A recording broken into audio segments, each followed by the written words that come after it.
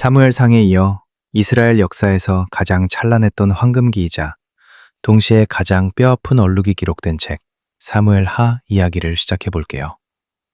사무엘하의 주인공은 단연 다윗입니다. 사무엘상이 도망자 다윗의 광야 훈련기였다면 사무엘하는 왕 다윗의 전성기와 시련을 다루고 있어요.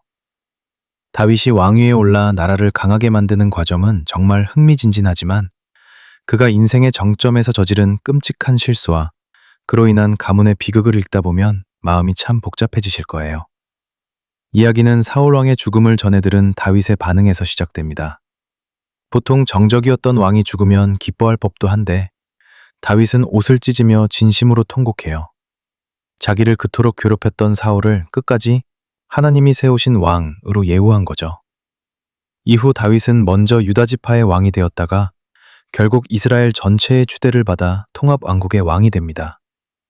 왕이 된 다윗의 첫 번째 큰 업적은 예루살렘을 정복해서 수도로 삼은 것이었어요. 그리고 무엇보다 중요하게 여겼던 건 하나님의 임재를 상징하는 언약궤를 예루살렘으로 가져오는 일이었죠. 언약궤가 들어올 때 다윗이 얼마나 기뻤던지 왕의 채통도 잊은 채 바지가 내려가는 줄도 모르고 덩실덩실 춤을 췄다는 이야기는 정말 유명해요. 하나님을 향한 다윗의 순수한 마음이 가장 잘 드러나는 장면이죠. 이때 하나님은 다윗에게 놀라운 약속을 하십니다. 내가 나를 위해 집을 지어주겠다고? 아니, 내가 너를 위해 집을 세워주겠다.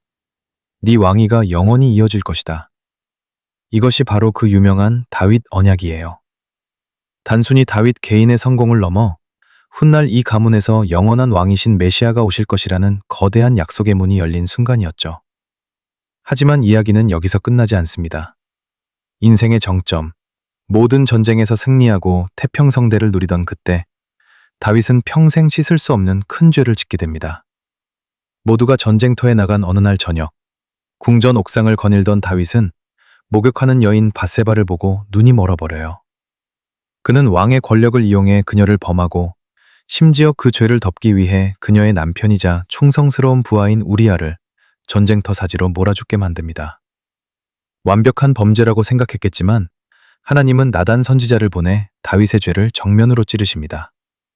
당신이 바로 그 사람입니다. 라는 나단의 사자호 앞에 다윗은 무너져 내려요. 다윗이 위대한 점은 바로 여기서 나타납니다. 그는 변명하거나 권력으로 입을 막지 않고 즉시 바닥에 엎드려 자신의 죄를 처절하게 회개하거든요. 하나님은 다윗을 용서하시지만 그 죄의 대가는 아주 혹독했습니다. 사무엘하의 후반부는 다윗 가문의 비극적인 붕괴 과정이 그려져요. 다윗의 아들 암논이 이복누이를 범하고 이에 분노한 또 다른 아들 압살롬이 형제를 죽이는 끔찍한 일이 벌어집니다. 급기야 아들 압살롬은 아버지를 몰아내고 왕이 되겠다며 반란을 일으키죠. 다윗은 맨발로 울며 예루살렘을 떠나 다시 도망자 신세가 됩니다. 아들에게 쫓기는 아버지의 심정은 어땠을까요? 결국 반란군과 싸워 이겼지만 압살롬의 죽음 소식을 듣고 내 아들 압살롬아, 차라리 내가 너를 대신해 죽었더라면 하며 오열하는 다윗의 모습은 성경에서 가장 슬픈 장면 중 하나로 꼽힙니다. 우여곡절 끝에 다윗은 다시 왕궁으로 돌아오지만 그의 말년은 예전만큼 화려하지 않았어요. 인구조사를 통해 자신의 힘을 과시하려다 하나님의 징계를 받기도 하죠. 하지만 다윗은 끝까지 하나님 앞에 번제를 드리며 자신의 연약함을 인정하고 회개하며 생을 마무리해 갑니다. 결국 사무엘하는 우리에게 완벽한 인간 영웅은 없다는 사실을 아주 적나라하게 보여줘요.